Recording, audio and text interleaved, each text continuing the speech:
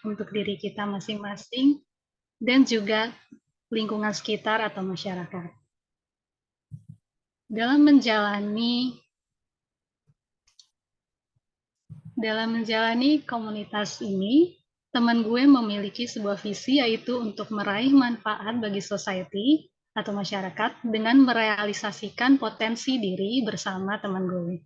Salah satu cara kami untuk bisa mencapai visi tersebut adalah dengan mencoba untuk berkarya melalui proyek-proyek yang kami jalankan bersama, yaitu diantaranya proyek di bulan Ramadan atau Ramadanship ini. Sebagai informasi, untuk proyek Ramadanship tahun ini, kami memiliki 2 program, yaitu yang pertama ada booster class. Ini merupakan rangkaian kelas yang diadakan secara online, berisi materi-materi topik yang diharapkan dapat membantu teman-teman untuk memaksimalkan diri di bulan Ramadan dan juga menjalani aktivitas sehari-hari. Lalu yang kedua, kami juga memiliki teman diskusi, merupakan fasilitas untuk Ramadan Circle, di mana kita bisa saling sharing, saling support, saling menyemangati satu sama lain untuk sebisa mungkin memenuhi target-target di bulan Ramadan kali ini. Bentuknya akan seperti apa? Jadi nanti teman-teman akan dibagi ke dalam grup-grup kecil sesuai dengan goals Ramadannya masing-masing. Dan untuk pembagian grup tersebut berdasarkan dari hasil form survei yang sudah kami bagikan di grup WA. Bagi teman-teman yang belum mengisi form tersebut, diharapkan untuk segera mengisi form survei ini untuk pembagian kelompok-kelompok sharing untuk teman diskusi ini. Dan kami juga di sini memberikan kesempatan untuk teman-teman yang ingin memberikan infak untuk keperluan operasional teman gue. Insya Allah, infak teman-teman akan dimanfaatkan untuk kebaikan, seperti untuk mendukung berjalannya acara Ramadanship ini. Jika ada yang ingin berinfak, bisa langsung hubungi CP yang ada di flyer acara Ramadanship ini. Baiklah, selanjutnya kita semua akan menyaksikan pemaparan materi oleh narasumber kita pada malam hari ini, yaitu Dr. Rohana Agustina, SPPA, atau akrab disapa dengan Dr. Nana. Beliau adalah dokter spesialis patologi anatomi yang saat ini menjalani praktek di Rumah Sakit Anisa Tangerang dan Klinik Dokter Kita Bandung. Selain itu, beliau juga merupakan dosen di Universitas Pendidikan Indonesia Bandung. Dr. Nana adalah lulusan dari Fakultas Kedokteran Universitas Padjadjaran Bandung dan Man Insan Cendekia Serpong. Moto hidup beliau yaitu bermanfaat untuk banyak orang dan mendapatkan ridho ilahi. Wah, Masya Allah sekali ya. Baiklah, kita mulai saja. Karena Dr. Nana sudah bergabung, mari kita mulai materinya pada malam hari ini. Kepada Dr. Nana, kami persilahkan.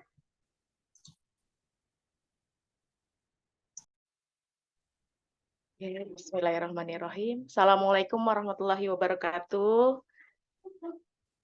Waalaikumsalam warahmatullahi wabarakatuh. Alhamdulillah bisa berkumpul bersama-sama lagi ya malam ini. Terima kasih moderator Mbak Alifah dan teman gue ya, khususnya atas kesempatan yang diberikan malam ini. Insya Allah bersama-sama kita akan diskusi ya ilmu yang semoga ilmunya menjadi keberkahan kepada kita semua.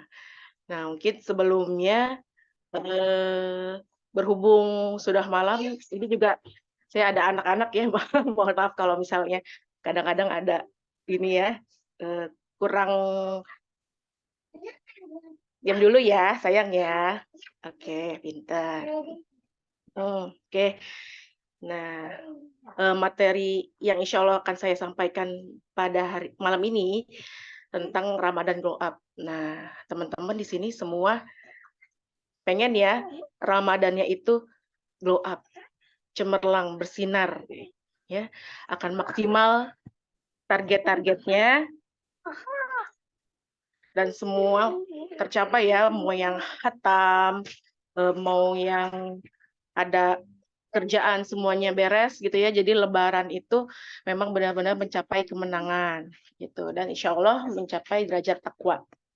Nah, dan buat teman-teman di sini yang insya Allah saya akan bahas gimana nanti tips-tipsnya biar Ramadan kita yang biasanya lesu, ya lemes, ngantuk gitu bawaannya. Nah, kita ubah gitu ya Ramadan tahun ini menjadi segar, bugar gitu ya kulitnya.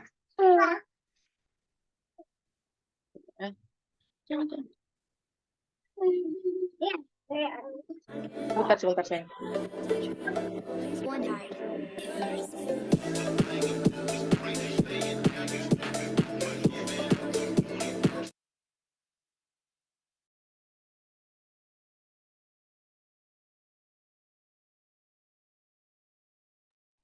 Mohon maaf dulu sebentar ya.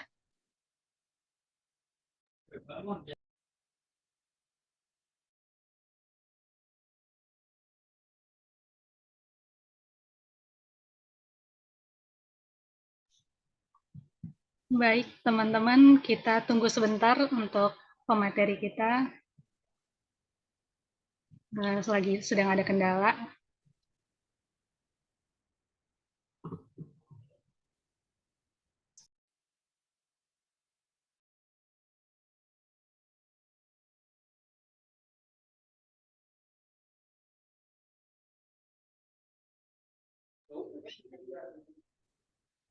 Oke, kita mulai lagi ya.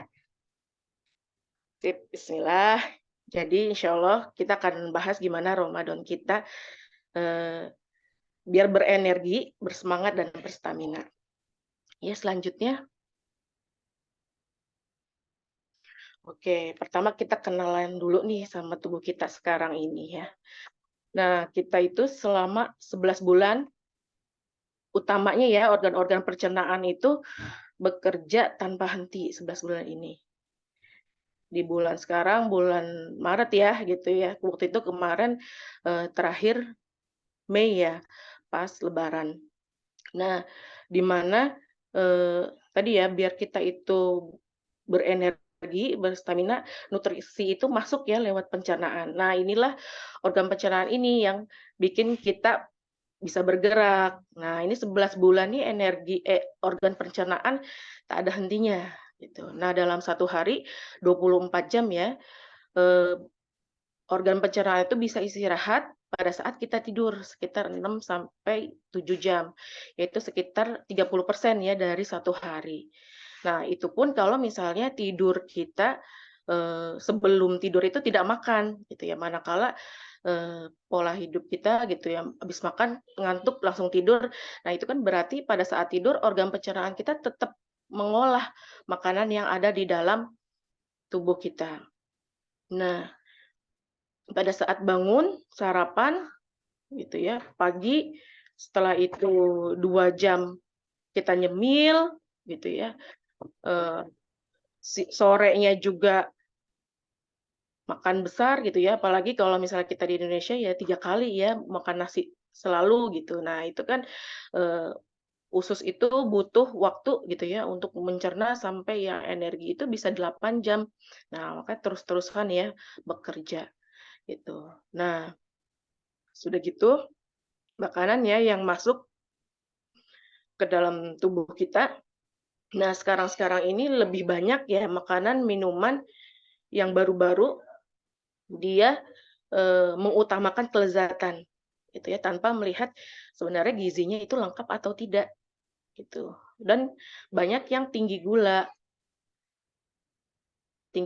tinggi garam dan banyak penyedapnya gitu ya. Nah, tanpa melihat itu efek buruknya gitu. Dan kita pun terutama ibu-ibu ya gitu ya, saya juga sebagai ibu-ibu pasti lebih seneng gitu ya, makanan itu yang praktis, yang gampang didapat gitu. Nah, itu biasanya yang fast food ya, yang frozen-frozen gitu ya, nugget, sosis gitu. Nah, di situ kan sebenarnya walaupun daging tapi sudah berkurang gitu komposisinya, lebih banyak tepungnya. Nah Dan biasanya gitu ya dari tahun ke tahun sahur kita kan ya tadi ya gitu dengan persiapannya yang terbatas, waktunya juga, ngantuk dan lain sebagainya, sehingga sahurnya itu minimalis gitu ya. Ya udah yang penting ada yang masuk gitu ya. Akhirnya pada saat aktivitas, pada siang hari lemes, sehingga banyak tidur dan pas buka kelaparan ya gitu, sehingga pengennya macam-macam gitu ya. Mau ini, mau itu, jadi sekali makan itu banyak gitu ya. Mewah dimulai dari takjilnya gitu ya. Takjilnya bahkan bisa macam-macam ya, ada yang takjil manisnya gitu, ada yang takjil asinnya gitu ya. Tambah kolak, tambah sop buah lagi gitu ya. Ada gorengan juga, tambah ada rujak juga atau asinan, nah itu ya. Dari takjilnya aja udah lengkap, komplit, banyak gitu. Nah, nanti buat makannya lagi tambah banyak lagi. Nah, itu sehingga saat tarawih, saat mau ibadah gitu ya, akhirnya mengantuk dan lemas. Nah, makanya dari tahun ke tahun, eee, banyak ya gitu kasus-kasus penyakit semakin meningkat gangguan sistem pencernaan, baik sakit MAH, itu yang biasanya memang dari karena pola makan kita sendiri ya gitu, kita sadari itu sakit MAH atau GERD ya, gastroesophageal reflux disease, jadi asam lambungnya itu naik itu ke kerongkongan, jadi kayak rasanya panas, terbakar di kerongkongan kita. Bahkan sampai parahnya gitu, sampai menimbulkan adanya kanker di saluran pencernaan, gitu. Yang di mana sekarang kejadian kanker saluran pencernaan ini makin menyerang usia-usia yang lebih muda, gitu. Ya, jadi karena tadi ya makanan-makanan yang, eee, lebih tadi mengedepankan kelezatan tanpa melihat efek buruknya gitu dan gizinya. Nah, nanti, saya ada video, eee, kita akan lihat ya, ini, jangan nonton ini sambil makan ya, gitu, takutnya nanti enek. Nanti kita akan melihat, eee, usus kita, gitu ya. Kalau misalnya yang normal itu kalau pola makannya bagus ya, gitu, nah akan bersih. Nah, sampai parahnya ada kanker saluran pencernaan, nanti kita akan lihat. Boleh di-play videonya?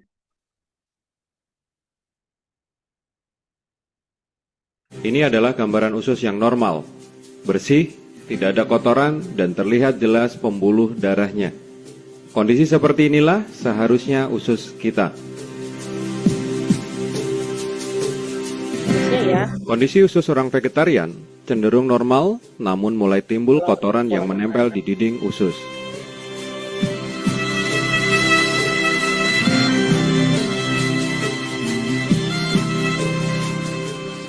Ini adalah gambaran usus kita. Kotor, penuh dengan sampah sisa makanan yang tidak terbuang, lemak, dan berbagai macam zat kimia. Dari sinilah semua masalah kesehatan kita berawal.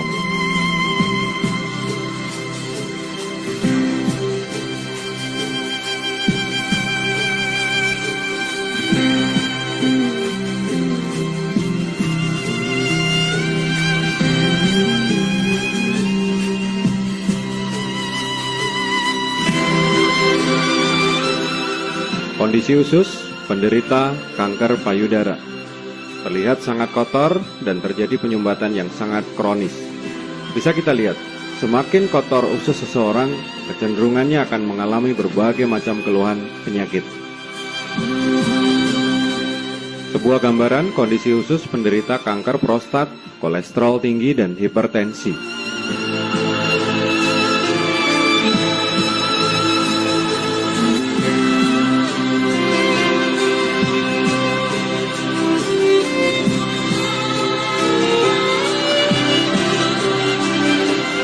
Ini adalah gambaran kondisi usus yang penuh dengan toksin seorang wanita usia 65 tahun. Toksin terlihat sangat hitam karena telah mengerak selama puluhan tahun. Jika Anda menderita asam urat, ini adalah gambaran toksin di dalam usus Anda. Dan buktikan jika nanti keluar toksin, warnanya akan coklat kehitam-hitaman dan sangat bau.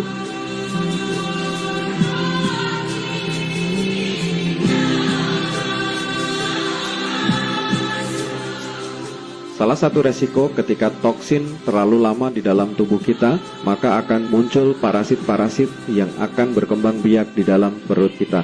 Ini adalah endoskopi kolon di mana kita lihat parasit berkembang biak sangat luar biasa di dalam perut kita.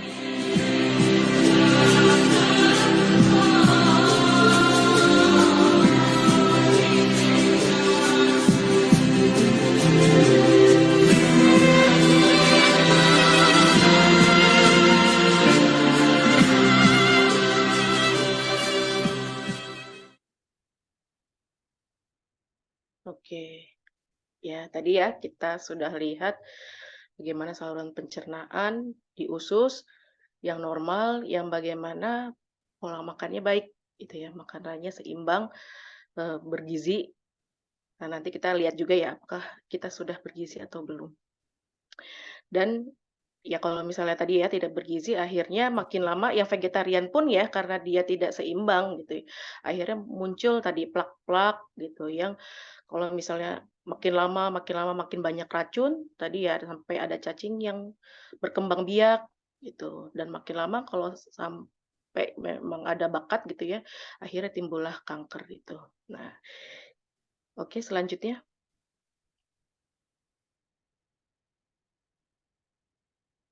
Gitu. Nah, itu ya. Jadi sebenarnya gitu ya, perintah dari Allah ya yang menyuruh kita berpuasalah agar kamu bertakwa, sebenarnya banyak sekali manfaatnya gitu ya. Salah satunya di hadis Rasulullah bersabda, "Berpuasalah kamu niscaya kalian akan sehat." Nah, itu ya. Jadi pola makan kita yang 11 bulan mungkin tidak baik gitu. Nah, kita ubah di bulan Ramadan ini menjadi sehat kembali. Nah, nanti kita akan bahas bagaimana sih tips-tipsnya puasa sehat. Nah, apakah sebelumnya kita sudah sehat atau belum dan bagaimana biar konsisten nih sehatnya. Nah, oke, selanjutnya. Nah, ini ya. Jadi dari Badan Kesehatan Dunia, WHO, gitu, dari sehat itu, jadi sebenarnya sehat itu bukan hanya tidak ada penyakit ya dalam tubuh kita, tapi ada 4 dimensi, yaitu sehat secara fisik, psikis, sosial, dan spiritual. Dan ternyata ibadah puasa ya yang dipunyai orang Islam ini memenuhi semua standar kesehatan. Nah, dari fisik, nah sebenarnya banyak sekali ya, ini tidak semuanya saya cantumkan gitu, yang pasti karena berkurangnya ya asupan kalori sehingga pasti akan bisa mengontrol gula darah kita gitu dan juga kolesterol dan tadi menyehatkan saluran pencernaan. Nah, karena tadi ya saluran pencernaan kita yang sangat kelelahan gitu ya 11 bulan dan diistirahatkan di bulan Ramadan ini gitu. Dan sakit jantungnya iya, ntar ya, sebentar ya. Oke. Nah, jadi nih. Oke. Nah,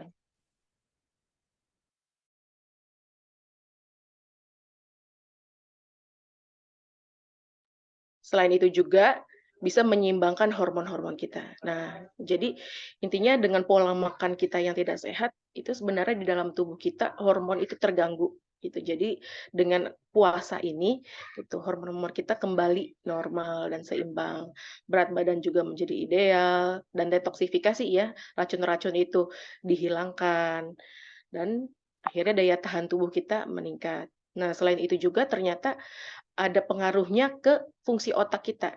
Disebutnya itu puasa membuat neuroprotektor ya. Jadi dia melindungi sel-sel saraf.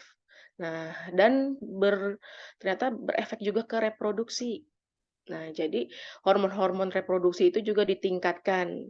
Nah, ini akan lebih membuat eh, baik pria maupun wanita lebih subur pada saat Ramadan ini.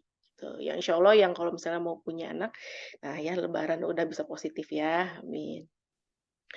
Nah untuk psikis, nah jadi dengan puasa ini hormon stres atau kortisol ya kita sebutnya, itu akan menurun.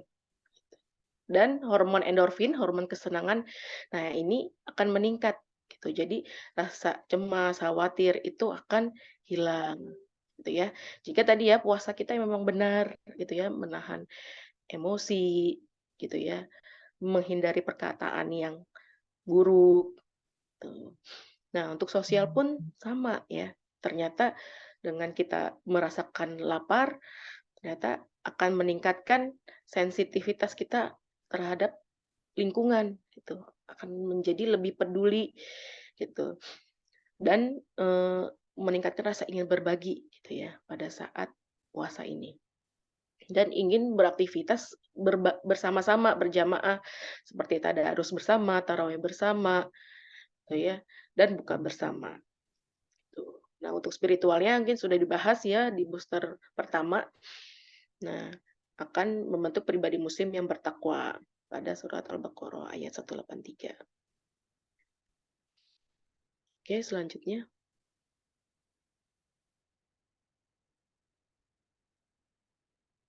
Nah, jadi, puasa kita gitu ya, akan berefek baik ya pada fisik kita, psikis kita, sosial kita, dan spiritual kita, manakala tadi, apa yang kita makan itu baik, sehingga tubuh kita sehat, aktivitas, mental kita juga sehat, aktivitas sosial bisa maksimal, dan spiritual, ibadah-ibadah juga termaksimalkan dijalaninya.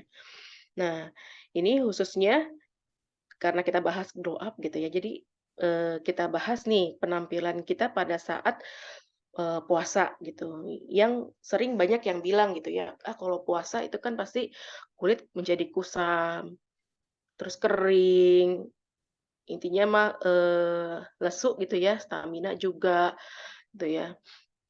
Rambut juga rontok lah karena kurangnya nutrisi ya yang kita makan. Nah, apakah benar? Kita bahas kemudian. Selanjutnya. Oke, nah ternyata efek puasa pada kulit, nah ini baik ya.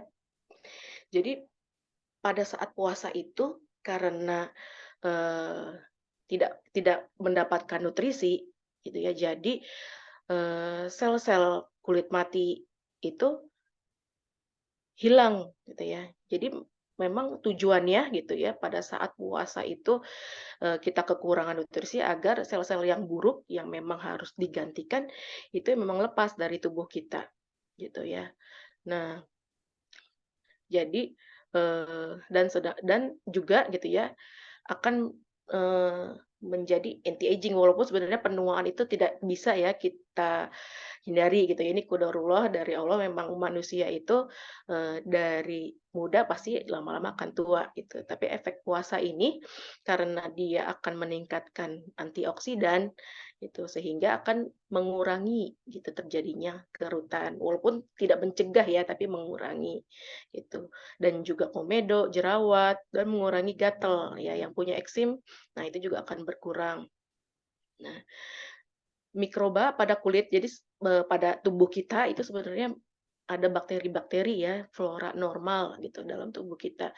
Nah, ini pada saat puasa, ini jumlahnya seimbang, sehingga kulit itu menjadi bersih, gitu. Dan, ada penurunan enzim-enzim yang menghancurkan kolagen, gitu ya. Jadi, elastisitas kulit kita juga akan meningkat, gitu ya. Jadi di sini, berfungsi jadi lebih cerah gitu ya kulitnya.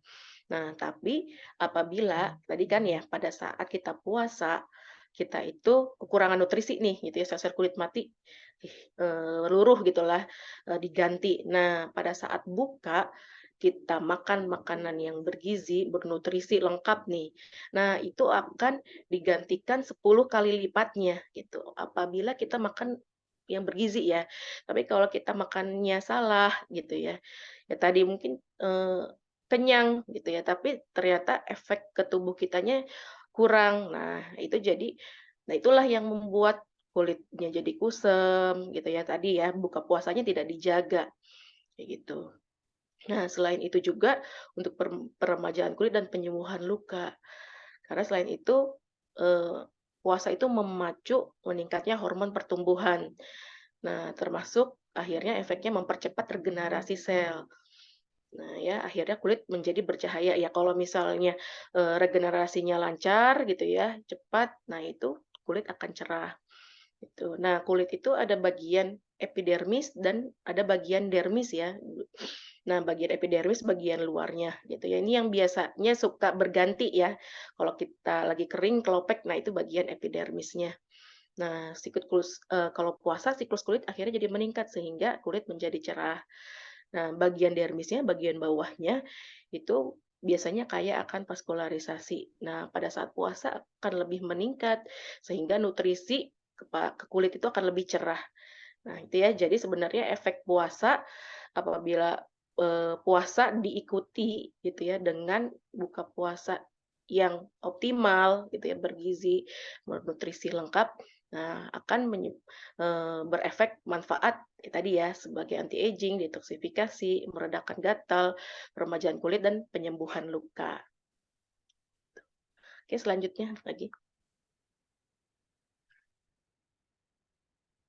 Nah, untuk efek puasa terhadap stamina gitu ya. Nah, karena tubuh kita 60-70% ya, sekitar 65% itu cairan gitu ya. Cairan, jadi pada saat memang tidak ada asupan cairan, tidak ada asupan kalori, pasti akan ada terjadi penurunan gitu ya. Nah, makanya kita antisipasi gitu ya, sahur dan bukanya itu harus benar-benar bernutrisi gitu ya. Jadi bukan hanya kita melihat bukanya gitu ya, yang setelah membalas tadi ya kalori yang turun gitu ya, tapi sahurnya juga ini harus diperhatikan sebagai modal ya, modal utama untuk kita menjalani sehari itu gitu ya. Harus ya berarti ya gitu. Jadi kadang kita sahur itu ya lauk dan nasi gitu ya, sayurnya, kadang buahnya nggak ada ya, gitu. Padahal butuh nih gitu serat yang akhirnya membuat, eee, perut kita terasa kenyang lebih lama gitu. Dan sayur buah-buahan ini, eee, diolahnya itu lebih lama gitu. Jadi kita masih punya cadangan gitu ya, cadangan tenaga sampai sore hari gitu. Nah, dan dijaga ini proteinnya, protein harus gitu. Karena sel-sel kita ya ada DNA, nah itu berasal dari protein tuh. Kayak kalau misalnya sahur kita juga kurang, jadinya pas seharian mikirnya gitu ya, susah ya gitu. Gitu. Dan dijaga agar tidak tinggi gula dan minyak. Nah, dan setelah sahur, nah ini ya yang penting penting sekali ya, walaupun memang tantangan ya untuk tiap harinya selama 30 hari untuk tidak tidur, gitu. Jadi sebenarnya, eee, pada saat sahur gitu jangan sampai kelebihan ya, karena kalau kelebihan ini pasti ngantuk banget, gitu ya. Jadi dijaga satu porsi pas, jangan berlebihan dan setelah sahur, untuk seperti tadarus gitu ya, itu, 15 menit lah cukup gitu ya, kalau yang belum terbiasa gitu ya. Karena kalau misalnya yang udah terbiasa 1 jam kuat ya nggak masalah, tapi kalau misalnya yang belum terbiasa 15 menit, baca Quran tidak bergerak sama sekali itu akhirnya ngantuk gitu ya. Jadi, kalau untuk yang belum terbiasa, jadi 15 menit dulu untuk baca Qur'annya, lalu lakukan pemanasan pada otot-otot gitu ya. Jadi pagi-pagi itu untuk tadi ya stamina meningkat pada siang harinya, kita harus panaskan dulu otot-otot kita gitu, melakukan kegiatan ringan, beres-beres kamar gitu. Atau, ya intinya, masing-masing sesuai dengan aktivitasnya ya, gitu. Kewajibannya masing-masing pada pagi hari. Lakukan itu di pagi hari kalau bisa, sehingga nanti siangnya enteng pasti insya Allah badannya. Dan olahraga rutin minimal seminggu 3 kali. Jadi, sebenarnya tidak ada kata libur ya olahraga walaupun sedang berpuasa, gitu. Oke, selanjutnya. Nah, kalau terhadap rambut, gitu ya, sering ya ibu-ibu juga kayak misal pada saat menyusui itu sering ya rambut itu rontok, itu pengaruh sekali dari nutrisi gitu ya, nutrisi yang kurang gitu. Nah, itu akhirnya kerontokan. Nah, jadi pada saat, puasa sebenarnya jika tadi ya nutrisi kita tetap dijaga, terpenuhi, itu akan meningkatkan stem cell folikel rambut gitu. Nah, stem cell folikel rambut itu seperti benih ya, benih-benih yang mau tumbuh akar rambut, gitu. Nah, benih-benihnya meningkat sehingga pertumbuhan rambut pun akan meningkat gitu, dan akan mencegah kerontokan. Tuh, jadi seharusnya gitu ya, dengan nutrisi yang cukup dan efek tadi puasanya akan menyebabkan justru gitu ya, pertumbuhan rambut dan mencegah kerontokan, gitu ya. Jadi benar-benar nutrisi ini sangat penting ya, untuk membuat Ramadan kita bisa cerah. Oke, selanjutnya. Nah, untuk lemak gitu. Nah, apakah lemak benar menurun pada saat puasa? Ya, jadi memang minggu pertama, kedua, dan ketiga itu lemak akan menurun. Nah, tapi biasanya ya seiring dengan adaptasi tubuh kita, itu di minggu keempat sebenarnya akan kembali lagi ke kondisi semula, apalagi pada saat lebaran ya. Itu cepat sekali akan kembali semula lagi, gitu. Makanya, kalau yang ingin sekalian ya menurunkan kadar lemak gitu untuk sehat, nah ini pembakaran lemak bisa dilakukan dengan berolahraga sebelum berbuka, gitu. Dan nggak usah lama-lama ya, 20 menit lah maksimal sebelum berbuka puasa ya, 15 sampai 20 menit. Mau awal-awal bisa 10 menit dulu gitu, kalau udah, eee enak gitu, udah enjoy, baru 20 menit boleh. Seperti itu ya, dan minimal seminggu 3 kali. Oke, selanjutnya.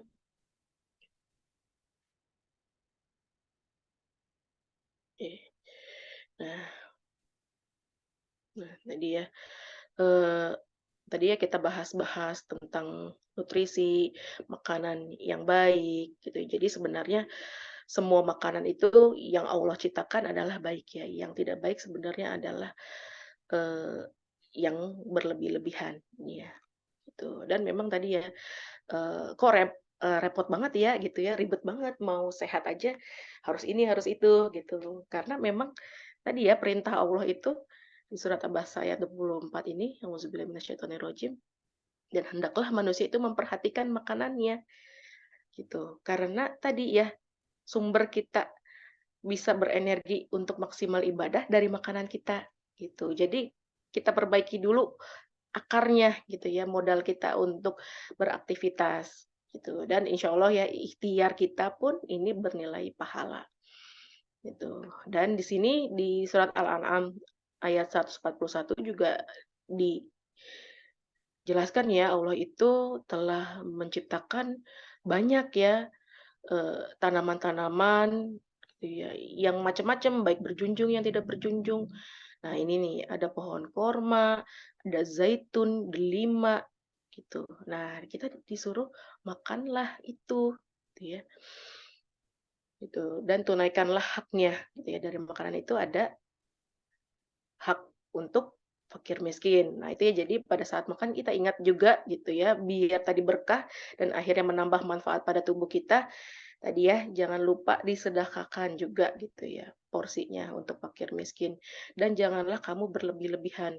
Tuh tadi sebenarnya kita cukup ya porsi kita aja. Berlebihan sayang nih gitu ya. Kadang kan itu ya, sayang dibuang. Sebenarnya bisa kita berikan gitu ya. Tidak harus kita makan semua gitu. Nah, tadi ya karena Allah tidak menyukai orang yang berlebih-lebihan karena kita memang disuruh untuk berbagi gitu. Oke, dan tadi ya makanan-makanan, buah-buahan yang Allah sudah ciptakan harus dimanfaatkan gitu ya. Jadi tidak ada hari, tidak ada sahur ataupun buka tanpa kita makan buah-buahan dan sayur-sayuran. Nah, oke. Nah, selanjutnya saya akan bahas tentang bagaimana sih, sahur dan berbuka, apakah kita udah benar sebelumnya? Nah, oke. Nah, untuk, tips sehat puasa kalau sesuai dengan anjuran Rasul, udah kita tahu ya dari kita kecil sudah orang tua kita ajarkan gitu ya. Kita akhirkan sahur ya setengah jam atau sejam sebelum imsak ya gitu. Jadi jangan 2 jam. Karena pengosongan usus itu biasanya pengosongan lambung itu 2 jam gitu. Jadi kita misalnya jam 4, jam 2 kita udah bangun buat makan gitu. Jam 4 tuh udah kosong lambung kita gitu. Jadi udah butuh lagi. Jadi jangan terlalu awal ya sahurnya. Gitu. Berbuka pun jangan menunda-nunda sholat maghrib dulu, jangan langsung berbuka dulu gitu. Dan berbukanya dengan makanan yang baik, tidak berlebihan. Nah, nanti makanan yang baik akan kita bahas. Nah, prinsipnya gitu ya, selain makanan yang baik, kita itu pada saat berbuka puasa harus persiapkan sistem pencernaan kita dulu. Karena kan tadi ya, sistem pencernaan kita lagi istirahat nih, 14 jam ya puasa. Nah, itu tiba-tiba kita langsung makan nasi banyak, masukin semua gorengan. Nah, tiba-tiba, kita lagi ngantuk-ngantuk dijejelin itu gimana gitu kan, kaget. Nah, jadi harus ada, persiapan dulu gitu ya sebelum kita makan, gitu. Jadi dijeda sholat maghrib, barulah nanti makanan utama. Dan, sebelum buka kita perbanyak amal soleh dan aktivitas olahraga, gitu. Nah, yang sering salah yang pertama, nih, takjil biasanya makan di awal apa di akhir? Buka puasa nah ini ya, jadi sebenarnya kalau dari bahasa Arabnya takjil itu untuk berbuka ya, tapi kalau di kita biasanya itu nyiapin takjil tuh, ya kalau nggak tadi ya, yang manis-manis gitu ya, ya sop buah yang susu kental manisnya banyak, sirup-sirupan lah gitu ya, kolak yang manis gitu ya, gulanya banyak, bersantan, eee, ya itu ya, itulah kita ingatlah ya takjil-takjil kita gitu, kue-kuean gitu yang manis. Nah, sekarang insya Allah nanti mau dicoba takjil itu jangan ditaruh di depan, takjil itu dimakan di akhir ya. Nah, kita coba. Jadi takjil yang manis-manis itu taruh di belakang. Nah, nanti kita akan bahas kenapanya. Nah, yang pertama kita taruh di depan adalah minum, gitu. Tadi ya kita tahu tubuh kita paling banyak gitu ya, 70% itu minuman gitu. Jadi yang harus dipenuhi dulu sebenarnya adalah cairan gitu. Nah, cairan itu bisa diserap maksimal manakala perut kita kosong gitu. Jadi kita minumlah sebelum makan sesuatu. Itu akan cepat 5 menit langsung keserap gitu ya. Dan baik buka puasa ataupun sahur, ini jangan minum yang berkafein. Nah, kafein itu akan menyebabkan diuretik, maksudnya adalah akan menyebabkan kita buang air kecil berlebihan. Nah, padahal kita kan pengen seger ya, pengen berstamina terus, kalau kekurangan cairan dehidrasi gitu. Jadi mau buka, mau sahur, jangan minum kafein ya. Gitu. Nah, minuman manis juga, minuman manis yang berlebihan, jadi manis itu pekat, gitu ya. Jadi kepekatan itu, menarik air, gitu ya. Ya menarik cairan, akhirnya ya banyak pipis juga. Sama minuman-minuman kemasan juga ya, ini, kadar gulanya tinggi, gitu, dan berpengawet. Nah, kita pengennya tadi ya, kita staminanya, maksimal, kita jaga gitu, eee pencernaan kita dari makanan-makanan buatan, gitu. Jumlahnya apakah kita sudah mencukupi? Nah, jadi 2 liter itu kurang sebenarnya. Nah, kalau laki-laki itu 3 liter dan wanita 2,4 liter, gitu. Dan minumnya juga harus bertahap ya, nggak bisa kita langsung minum 1 liter. Nah, tubuh kita itu pintar, jadi manakala langsung terdeteksi 1 liter masuk gitu ya, masuk ke dalam tubuh kita akan merespon ini kelebihan cairan, akhirnya langsung dibuang pipis. Sering ya habis subuh tuh kita pipis terus ya, karena sahurnya langsung gluk kebanyakan minumnya, gitu ya. Jadi harus bertahap gitu, dimulai dari buka puasa minum 250 mili gitu, terus, nanti habis sholat maghrib minum lagi, sebelum sholat Isya kita minum, gitu ya. Sebelum tarawih minum, di tengah-tengah tarawih kita minum, gitu. Pas witir minum, tahajud minum, gitu ya. Jadi di jeda-jeda gitu, sampai akhirnya terpenuhi untuk laki-laki 3 liter dan wanita 2,4 liter.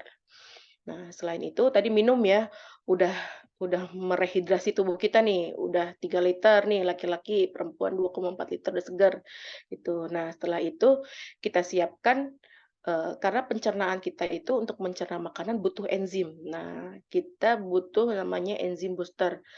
Nah, apa itu enzim booster? Nah, makanya ya, kenapa ya Rasul itu yang menyunahkan kita makan kurma, di Al-Quran juga banyak ditulis ya kurma gitu ya. Nah itu karena bagus sekali gitu. Nah ini mengandung enzim yang membantu pencernaan kita untuk mencerna makanan kita tuh. Dan buah-buahan juga nih. Gitu. Ada pepaya, nanas, semangka juga ya banyak cairannya gitu. Jadi bikin tubuh kita segar kembali. Nah, madu juga nih ya, manis alami. Walaupun tetap ya jangan berlebihan gitu. Nah, setelah itu eh, tadi ya gitu, sebelum kita ke makanan kita utamanya apa, kita juga harus memperhatikan eh, kesehatan untuk usus kita. Nah, harus ada probiotik dan prebiotik. Ya, teman-teman sebenarnya udah pada tahu, kita review aja sedikit ya. Gitu, kalau probiotik itu bakteri baik. Nah, ini menjaga keseimbangan di usus kita agar pencernaan kita, usus kita sehat. Nah, apa aja sih gitu ya yang eh, probiotik ini gitu yang bagus untuk kita konsumsi, yaitu yogurt, oncom juga ternyata, jadi nggak usah mahal-mahal ya gitu ya. Oncom juga, tauco, acar gitu ya, timun gitu ya, acar-acaran gitu. Dan yang suka Koreaan nih kimchi juga bagus ya, si sawi-sawi itu ya gitu. Terus untuk prebiotik itu makanan dari bakteri baik ini gitu. Nah, kacang-kacangan simpel ya sebenarnya, gampang kita dapat gitu ya. Tempe, lalapan, apel, nasi merah gitu. Nah, ini kita makan nasi udah dapat prebiotik juga. Nah, itu dengan nasi merah gitu. Jadi mungkin kita bisa seling-seling, jangan nasi putih terus gitu. Nasi merah kadang-kadang tuh ya. Nah, ini baru intro ya, ini intronya. Nah, habis itu sholat maghrib dulu. Nah, baru utamanya nih piring makan. Nah, kalau tadi tadi ya usus kita udah disiapin ya, pencernaan kita udah bagus, udah siap menerima. Nah, kita makan makanan ini yang cukup ya, ada makro dan mikronutrien. Makronya itu protein, lemak, dan karbohidrat. Dan ukurannya harus pas, tidak berlebihan tapi jangan kurang juga gitu. Nah, kalau protein yang cukup itu masing-masing orang kadarnya beda-beda. Biar gampang kita lihat aja telapak tangan kita. Ya, protein tuh segitu jumlahnya yang baik untuk kita kayak tahu, tempe, itu ya ikan, itu ayam. Nah, dan lemaknya cukup 1 jempol saja, gitu. Kecil ya sebenarnya, lemak cukup. Nah, di dalam ayam juga sebenarnya udah ada lemaknya, gitu. Jadi protein plus lemak sebenarnya udah bisa, 1 lauk ya, gitu. Dan karbohidrat, tadi ya, karena kita puasa, kita tahu nanti kita menghadapi 14 jam, tidak, ada asupan nutrisi, tidak ada asupan kalori. Nah, jadi kita pilihlah gitu ya karbohidrat itu yang kompleks, yang lama dicerna, sehingga kenyang lebih lama, gitu. Nah, salah satunya karbohidrat kompleks ya selain nasi, jagung, dan, kentang, boleh, ubi, singkong, gitu ya. Kalau bosen gitu ya nasi. Nah, sayur-sayuran juga sebenarnya itu udah karbohidrat, gitu ya. Jadi kalau misalnya orang yang lagi diet gitu ya, dia nggak makan nasi sebenarnya nggak apa-apa, karena sayur-sayuran itu juga karbohidrat kompleks, gitu. Jadi dalam 1 hari dia ada 1 kali makan nggak makan nasi nggak apa-apa, gitu. Nah, selain tadi ya makronutriennya, protein, lemak, karbohidrat. Nah, ini mikronutriennya adalah serat, vitamin, dan mineral. Nah, serat, vitamin, dan mineral ini bukan hanya pelengkap ya gitu. Dia walaupun kecil tapi dia sangat dibutuhkan. Nah, nanti kita lihat proporsinya ya gitu. Nah, untuk takjil Tadi ya, setelah tadi semuanya ya rentetan persiapan makanan dan utamanya udah beres, baru kita boleh takjil ini, gitu. Jadi intinya mah, buat memuasin mulut kita lah gitu ya, kayak kepengen aja gitu. Nah, kenapa sih takjil ini nggak boleh di awal? Nah, kita tahu takjil itu biasanya ya komposisinya adalah, eee, utamanya adalah gula, gitu. Nah, sedangkan pada saat kita puasa, apalagi udah 14 jam, pas waktu beduk itu ya, azan itu lagi turun-turunnya, gitu ya. Lagi turun-turunnya, tiba-tiba kita makan yang manis, udah gitu, karena aus ya. Nah itu ya karena tadi aus, kita juga lagi dehidrasi ya, belum minum. Nah ini jadinya bisa takjilnya itu berlebihan gitu. Minumnya bukan 1 gelas lagi ya, semangkok. Nah itu yang takutnya berlebihan. Apalagi kalau misalnya lambungnya kecil, ah makan takjil aja udah kenyang, akhirnya nggak ini deh, udah males gitu ya makan ininya, makan utamanya, gitu. Nah, jadi, takjil itu di akhir aja gitu ya, yang dingin-dingin, yang manis-manis gitu. Boleh, beberapa teguk, beberapa gelas, ya karena beberapa gelas, beberapa, setengah gelas lah gitu ya, dikonsumsi di akhir saja. Nah, jadi, kadar gula darah kita tadi yang turun apabila si takjil ini masuk dalam jumlah banyak, itu akan terjadi lonjakan gula darah kita. Nah, gula darah yang melonjak sangat tinggi itu akan diikuti lonjakan hormon insulin. Nah, apa itu hormon insulin gitu ya. Nah, insulin itu adalah hormon di dalam tubuh kita yang otomatis dikeluarkan melihat dari kadar gula darah tubuh kita gitu. Kalau misalnya tiba-tiba gula darah naik drastis, insulin langsung dihasilkan banyak gitu. Nah, kalau misalnya, banyak bahayanya gitu ya. Nah, kalau insulin banyak karena gini, kenapa sih kok tubuh kita, berespon cepat ya gitu, insulin langsung dikeluarkan. Karena gula darah itu, harus dijaga dalam kondisi normal.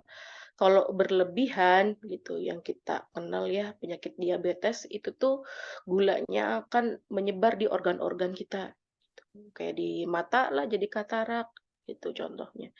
Tuh, jadi memang, langsung berespon untuk menghindari bahaya itu, gitu. Jadi langsung diturunin ke normal, itu biar tidak, berefek negatif ya pada organ-organ. Nah, tapi kalau misalnya puasa sedangkan kita lagi butuh energi, langsung diturunin nih, gitu. Gula darah kita gitu, akhirnya malah terlalu rendah kita karena insulinnya terlalu banyak gitu ya. Jadinya nurunin gula darahnya berlebihan, akhirnya lemes, ngantuk gitu ya tarawehnya. Makanya takjil itu ditaruhnya di akhir, itu ya. Selanjutnya,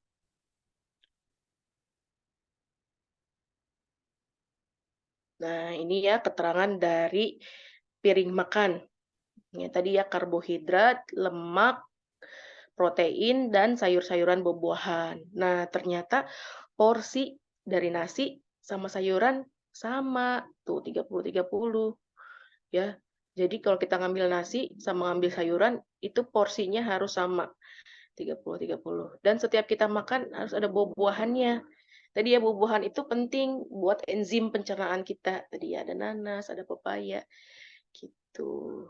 Ini jeruk nih, kalau jeruk ini dia membantu untuk menyerap zat besi. Tuh ya, yang suka anemia-anemia gitu ya, bisa saja, kenapa zat besinya kurang karena penyerapan zat besi dari makanan itu kurang maksimal gitu. Nah, ini dibantu dengan yang asam-asam biasanya vitamin C itu bisa, membantu penyerapan dari zat besi, tuh. Nah, ini sayurannya bagus ya. Nah ini ya porsinya sebenarnya segini untuk lauk pauk 20%-nya. Nah ini sayurannya harus seimbang sama, eee, nasi ya karbohidratnya, harus sama banyaknya, seperti itu. Nah kalau kita kebanyakan dari nasinya, tadi ya nasi itu karbohidrat itu mengandung gula, jadi insulinnya juga melonjak, itu makanya ngantuk, gitu ya. Jadi porsi nasi ini harus sama ya dengan sayuran. Gitu ya sayur-sayurannya. Oke, sip lanjut. gitu. Nah, eh, tadi ya tips-tipsnya sudah, yang bisa disimpulkan ya insya Allah ya, intinya kita mencoba yang lebih baik dengan mencontoh Rasul gitu ya, menjadi suri teladan kita itu pada Al-Ahzab 3 ayat 21 gitu ya. Cara-caranya makanannya apa tadi kurma, cara, sahurnya, bukanya gitu. Dan Rasul makanannya bagus ya, alami gitu ya, tidak buatan gitu, tidak fast food gitulah gitu ya. Dan, selain itu tadi marilah ya tadi kita perbaiki hidup kita, ya dimulai dari perbaiki kesehatan kita, lalu bisa memperbaharui iman dan memperbaiki agama kita. Dan semoga kita semua sehat serta selamat dunia akhirat. Itu kesimpulan dari saya. Selanjutnya, oke, eh, intinya ya, tubuh yang sehat itu dimulai dari pola makan yang baik dan pencernaan yang sehat. Dan pencernaan sehat, tubuh sehat akan membuat aktivitas Ramadan lebih melesat. Ya ingat ya, walaupun susah-susah ya kita nyiapin makanan, tapi ingat Ramadan kita mau glow up gitu, mau melesat ya, bersinar. Oke, lanjut. Oke, ini ada pertanyaan udah banyak ya. Oke, selanjutnya.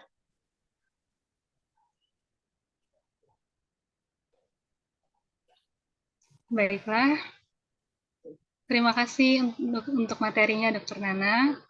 Sekarang kami akan membuka sesi tanya jawab. Bagi teman-teman yang ingin bertanya, bisa langsung diketik di kolom chat atau bisa open mic. Dan di kolom chat sudah cukup banyak yang bertanya nih, Dok. Yang pertama, ya, Mau mulai yang mana dulu? Yang mana? saya akan bacakan yang dari awal. Ada dari Sakina ID. Pertanyaannya adalah, dokter, bagaimana kalau individu qadarullah harus farmakoterapi sepanjang hidupnya? Apa efeknya bagi saluran pencernaan? Dan bagaimana saran dokter konsumsi makanan yang seharusnya pada kasus tersebut? Nah, silakan, dokter. Oke, baik. Terima kasih atas pertanyaannya, Sakinah ID ya. Farmakoterapi maksudnya minum obat seumur hidup gitu ya? Itu apa efeknya bagi saluran pencernaan dan bagaimana saran dokter konsumsi makanan yang seharusnya pada kasus tersebut. Mungkin bisa lebih dijelaskan lagi kasusnya seperti apa farmakoterapinya, obat-obatannya. Silahkan untuk Sakina ID bisa langsung open mic untuk dijelaskan lebih detail. Oh iya, Dokter Nana, Assalamualaikum. Waalaikumsalam, Teh Gina ya, iya. Gimana Teh? Iya, Enggak Teh? jadi kasusnya eh, diharuskan untuk farmakoterapi. Em, Farmakoterapinya eh, apa namanya obat-obat mental, kesehatan jiwa gitu. Oh iya. Jadi kan kalau sudah didiagnos pernah waham atau halusinasi sehingga harus ada antipsikotik yang dikonsumsi itu kan Iya, umumnya terus-terusan ya gitu. Itu iya. gimana dok untuk saluran pencernaannya? Oke. Ya, untuk obat-obatan yang itu ya antipsikotik ya. Itu jadi intinya mah kalau misalnya eh, dan bagaimana saran dokter konsumsi makanan yang seharusnya pada kasus tersebut. Oh ya. Jadi eh, pertama ya kita lihat dulu dari kasusnya pasien tersebut gitu ya. Karena untuk gangguan waham ya berarti sudah ada masalah untuk membedakan mana yang benar, mana yang salah gitu ya. Jadi sebenarnya dari dirinya sendiri pun tidak bisa gitu ya kita minta untuk seperti apa makanannya itu tidak bisa ya, gitu. Jadi, butuh, dukungan dari sekelilingnya gitu ya untuk, menyiapkan makanannya gitu. Dan untuk obat-obatan yang memang kalau misalnya kan biasanya tergantung derajat ya. Kalau dokternya sudah memang, harus untuk rutin gitu, insya Allah sebenarnya, lebih besar manfaat ketimbang mudorotnya ya, efek sampingnya. Nah, untuk efek samping, biasanya untuk obat-obatan itu untuk saluran pencernaan biasanya mual, seperti itu. Biasanya makanya, aku harus ikut, aturan petunjuk aja gitu kalau misalnya emang harus makan nasi dulu, makan nasi.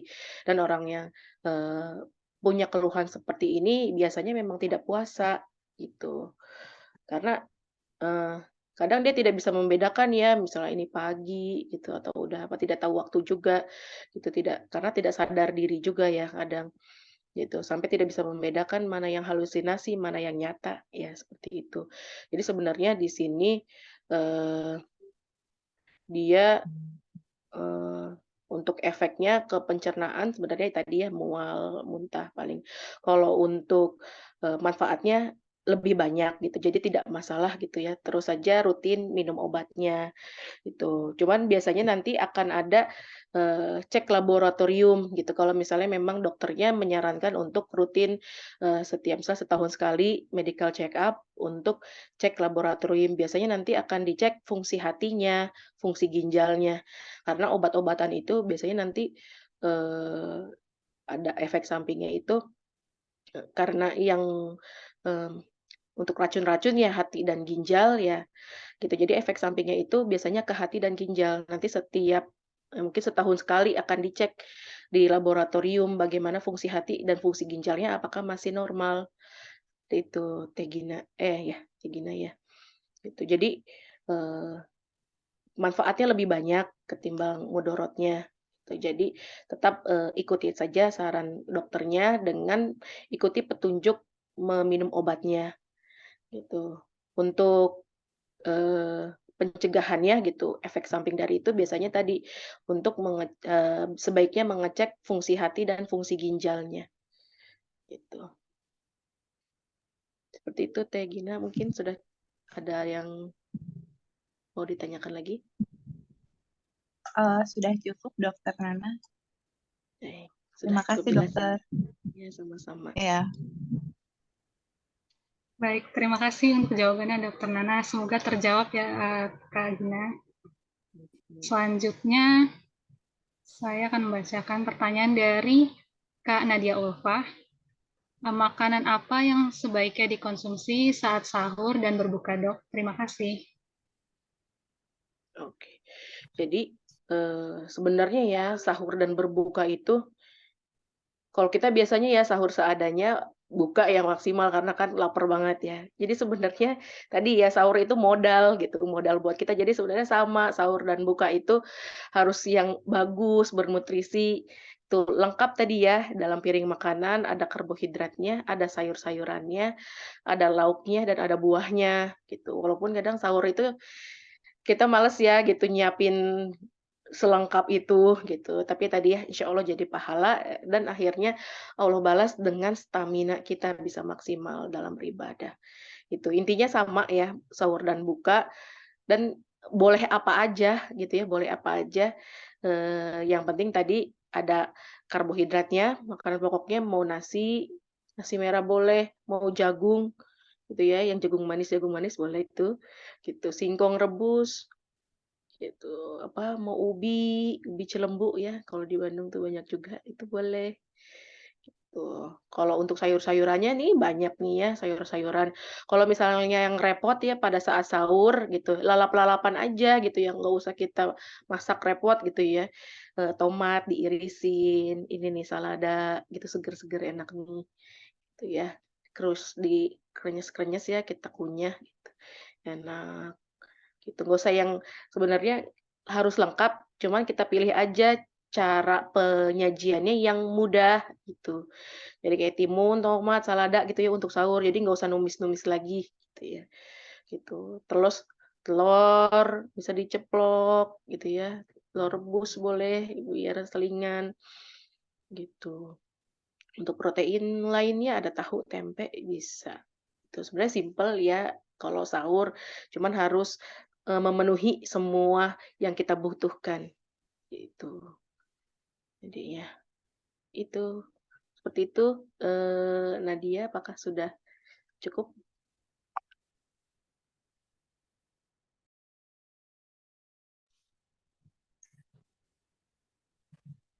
Bagaimana Kak Nadia?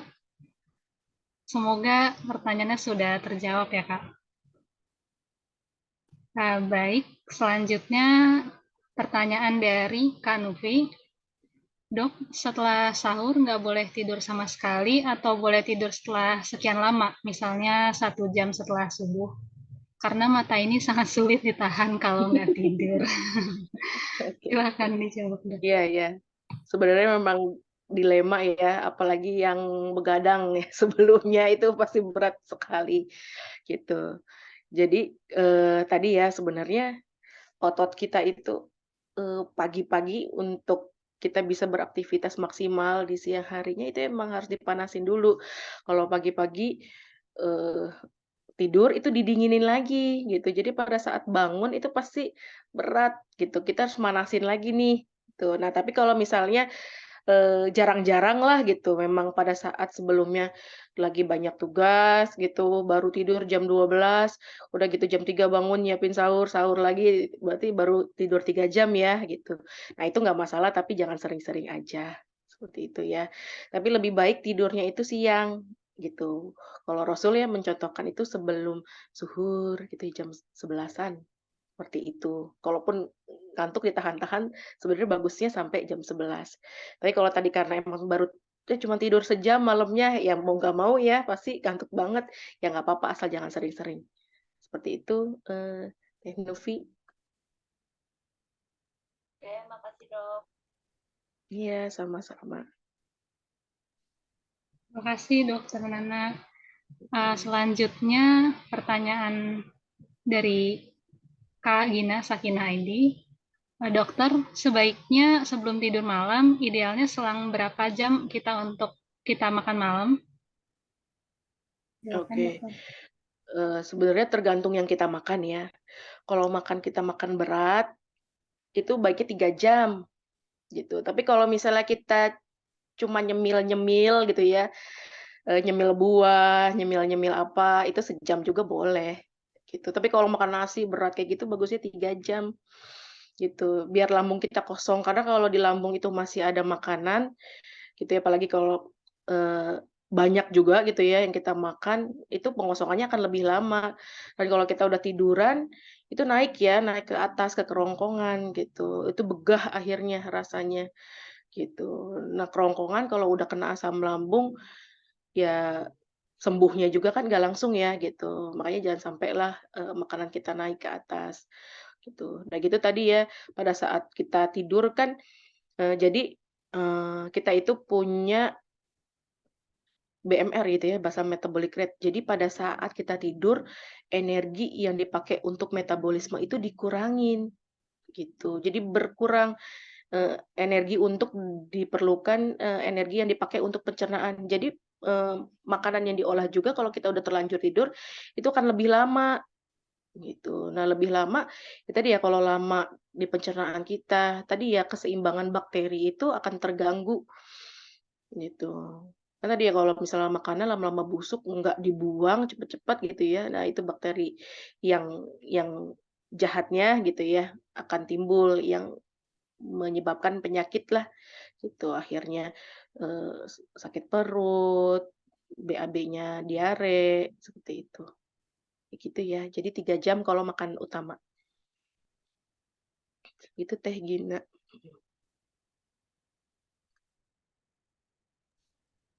Nah, Kak Norma Baik. apa? Ngabisin takjil dari buka sampai isya. Takjilnya segentong. Gitu ya. Baik, semoga terjawab Kak Gina. Iya. Selanjutnya pertanyaan dari Kak Dewi.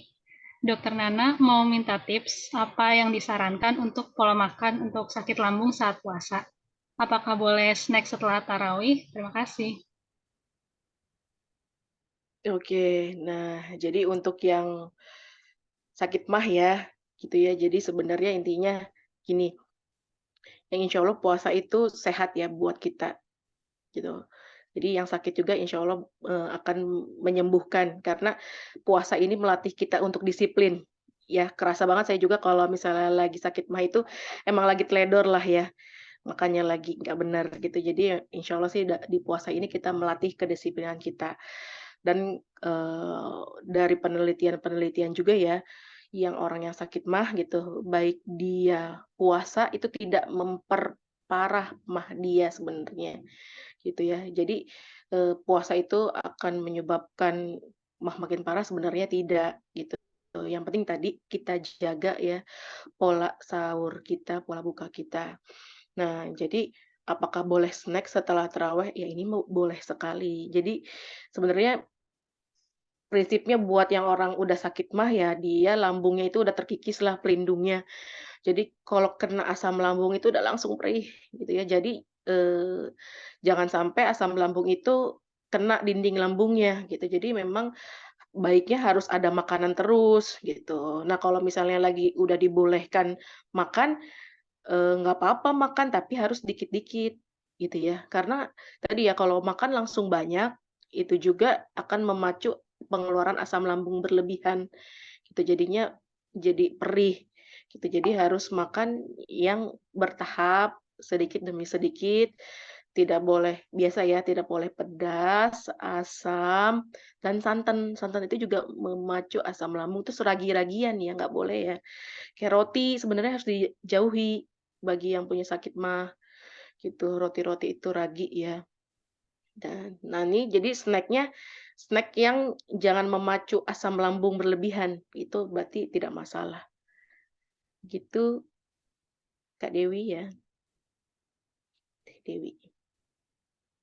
Sudah Kalau cukup? kolak Ada gimana, lagi? Dokter Nana? Oh snack-nya kolak. Kolaknya kolak apa?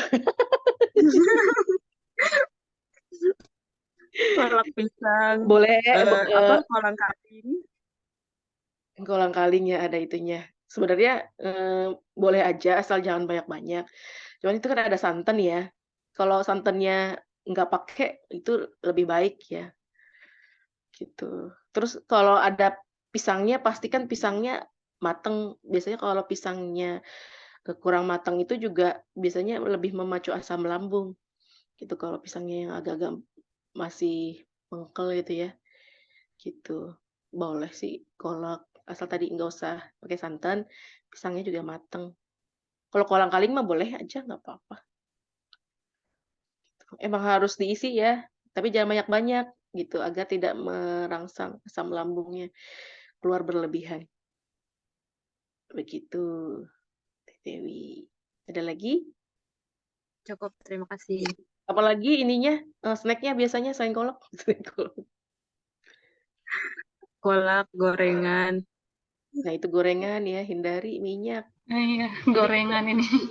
itu, selain tadi emang, lemak tidak baik ya gitu, kalau gorengan itu sama sih emang agak sulit ya di Indonesia yang, gampang banget ya kita mau lapar gorengan lewat, ya itu. Sedangkan kita mau makan buah, nunggu tukang buah itu bener-bener lama ya lewatnya gitu. Nah kalau gorengan ya jangan setiap hari lah gitu ya, kalau bisa. Karena minyak juga tadi memacu asam lambung juga sebenarnya, seperti itu. Eh, berkaitan dengan gorengan nih dok, dari Kak Gina juga bertanya, kalau gorengan ini baiknya dikonsumsi pas sesi makan yang mana ya dok? Apa di awal, boleh di awal buka puasa atau harus setelah makan utama? Cemilan ya, jadi cemilan ya, gorengannya Iya. ya? Iya setelah setelah makan utama berarti, gitu. Kalau bisa diselang ya gitu, misalnya buka puasa hari ini udah makan gorengan, besok jangan, gitu. Kalau bisa sih iya bisa ya insya Allah sebenarnya, gitu. Itulah. Banter-banter gorengannya kita bikin sendiri kalau mau. Baiklah. itu, itu minyaknya lebih inilah terjamin. Makanan wajib untuk buka puasa di Indonesia Ya, ya.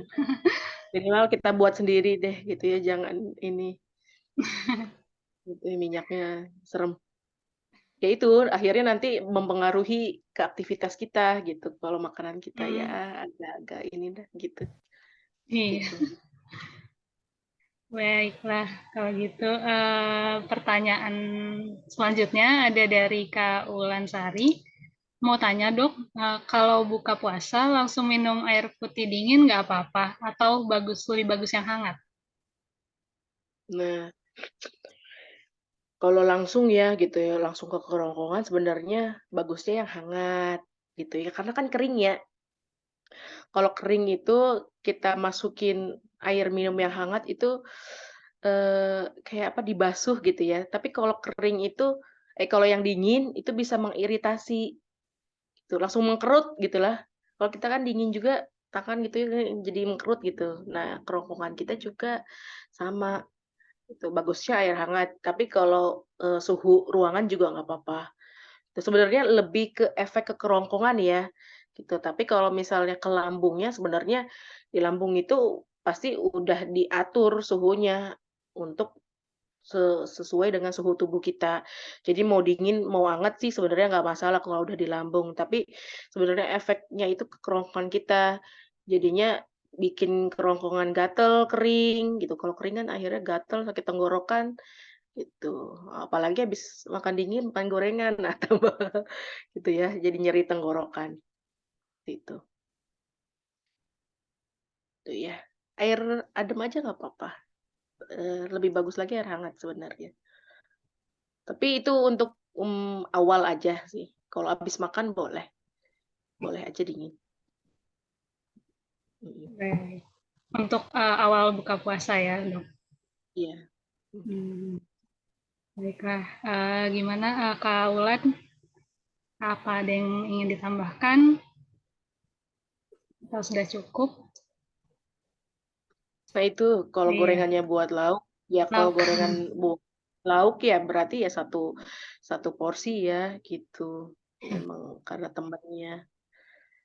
Ya di Indonesia masih agak sulit sih, tapi sebenarnya itu harus dibiasakan ya dari kecil, apalagi kalau misalnya kita punya anak, terus anak kita dibiasakan dari kitanya nih udah hidup sehat, nanti pada saat dia dewasa nggak akan sulit ya sebenarnya. Kita dibiasakan kayak gini karena dari dulu ya sama orang tua kita dibiasakannya selalu ada gorengan, nah itu yang sulitnya. Ya kalau Betul misalnya banget. mau anak kita nanti hidupnya lebih sehat timbang kita, nah kita mulai hidup sehat dicontohkan, seperti itu. Minimal, kalau makan gorengan ya ngumpet-ngumpet gitu jangan anak kita ngelihat juga, gitu. Tuh karbo tambah Iya, karbo, apa, gorengan buat lauk. Mhm. Iya baiklah. tuh ingat tadi di piringnya nggak ada gorengan, iya, ayamnya bagusnya dibakar, ya, tuh. Pepes, gitu ya, ikan dipepes. Sebenarnya sih enak ya, tetap enak, cuman kita karena sudah terbiasa saja, sehingga PR-nya adalah membiasakan. Mhm. Kalau mau yang kayak tadi-tadi mah sesekali, misalnya sebulan sekali aja kalau bisa. Insya Allah lah bisa, karena tadi ya pahala kita ingat. Insya Pahala dan Allah. kita mau stamina kita gitu, maksimal. Siap, insya Allah ya. Baiklah, apakah ada yang lagi yang ingin bertanya? Atau ada yang mau langsung open mic juga silahkan. Silahkan teman-teman. Hmm, ini yang untuk yang di kolom chat sudah terjawab semua ya. Silahkan teman-teman yang ingin bertanya. Hmm,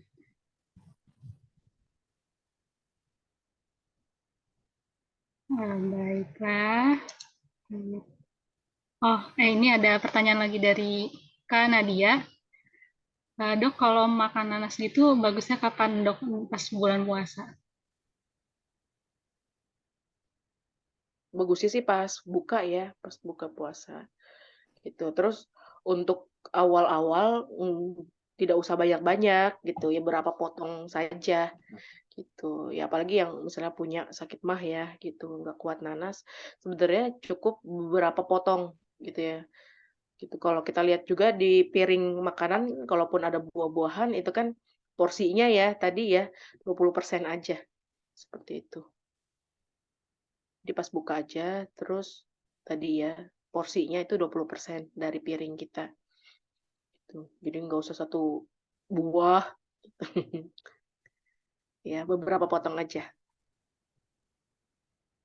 Baik. kalau makan. Kalau makan biar haidnya cepat beres boleh nggak? Oh berarti ini lagi nggak puasa, kan lagi haid ya. Kalau dari Kak Norma. Boleh-boleh aja kan nanas bagus ya, banyak vitaminnya, ada enzimnya, gitu. Walaupun sebenarnya nggak nggak berefek ke menstruasi ya sebenarnya, tapi secara nanas itu bagus, jadi boleh-boleh aja bagus untuk dikonsumsi, seperti itu. Ya banyak ya mitos, nanas itu Coca-Cola, ya ada ya saya dengar juga, biar cepet tuntas gitu. Tuh,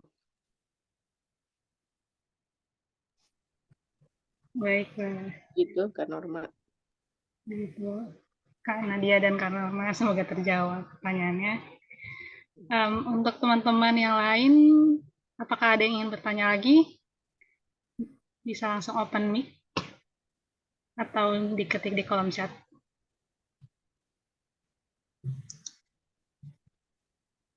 Baiklah, kalau tidak ada lagi yang ingin bertanya, maka untuk saat ini kami akan menutup sesi tanya jawab pada malam hari ini. Semoga teman-teman semua nggak puas untuk terus belajar, terus menambah ilmu, belajar dari berbagai sumber dimanapun, termasuk di booster kelas Ramadan dari teman gue ini. Kalau nantinya ada pertanyaan yang belum terjawab, insya Allah akan kami fasilitasi untuk dijawab. Jadi teman-teman bisa mencantumkan pertanyaan tersebut di form feedback yang akan kami kirimkan. Untuk kesimpulan materi pada malam hari ini, materinya insya Allah sangat bermanfaat dan insightful ya. Jadi dengan menjalankan ibadah puasa dapat bermanfaat untuk kesehatan kita, tidak hanya fisik tapi juga psikis, sosial, dan juga spiritual. Dengan tetap menjaga pola makan, pola hidup sesuai dengan sunnah Rasul, dengan menyegerakan berbuka, untuk mengakhirkan sahur. Semoga kita bisa lebih konsisten lagi untuk menerapkan pola hidup sehat supaya bisa beraktivitas dan beribadah dengan lebih maksimal. Dan untuk setelah akhir sesi nanti kami akan mengirimkan link form untuk feedback acara pada malam hari ini. Silakan nanti teman-teman untuk mengisi form feedback tersebut sebagai bahan evaluasi kami untuk kedepannya. Lalu untuk teman-teman yang belum mengisi link survei, mohon untuk segera diisi link survei tersebut untuk pembagian kelompok sharing teman diskusi. Dan untuk teman-teman yang ingin berinfak, bisa langsung hubungi CP yang ada di flyer. Nah, untuk materi topik minggu depan, kita ada mengenai time and habit management dengan narasumber dari Hijrah School. Untuk info selengkapnya akan di-share kembali di grup WA Ramadan Shift, atau bisa pantau terus dari media sosial kami di akun Instagram @temangueid. Baik, sebelum menutup sesi pada malam hari ini, kami persilakan untuk Dr. Nana memberikan closing statement-nya terlebih dahulu. Oke, alhamdulillah kita bersama-sama tadi sudah ya mendengarkan dan diskusi bareng tentang bagaimana pola makan kita yang baik bisa menyebabkan gitu ya Ramadan kita bisa glow up. Nah, setelah kita tahu pastinya akan ada ujiannya.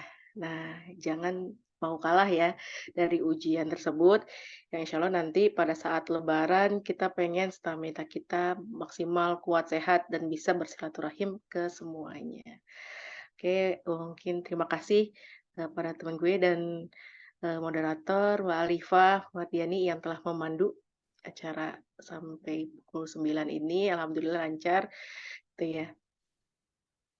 Dari saya sekian. Wassalamualaikum warahmatullahi wabarakatuh. Waalaikumsalam warahmatullahi wabarakatuh. Terima kasih banyak untuk Dr. Nana yang sudah berbagi ilmu bersama teman-teman di sini. Dan terima kasih juga untuk teman-teman yang sudah bergabung di booster kelas Ramadanship pada malam hari ini.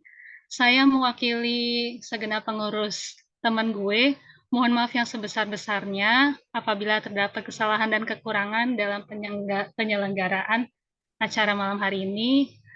Untuk tadi di awal, mohon maaf ada sedikit kesalahan teknis, sehingga linknya belum bisa diakses pada jam yang ditentukan. Baik, untuk menutup sesi malam hari ini, mari kita membacakan istighfar, alhamdulillah, dan doa kafaratul majelis.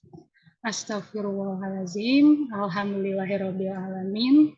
Bismillahirrahmanirrahim. Subhanakallahumma wa bihamdika asyhadu an la ilaha illa anta astaghfiruka wa atubu ilaik.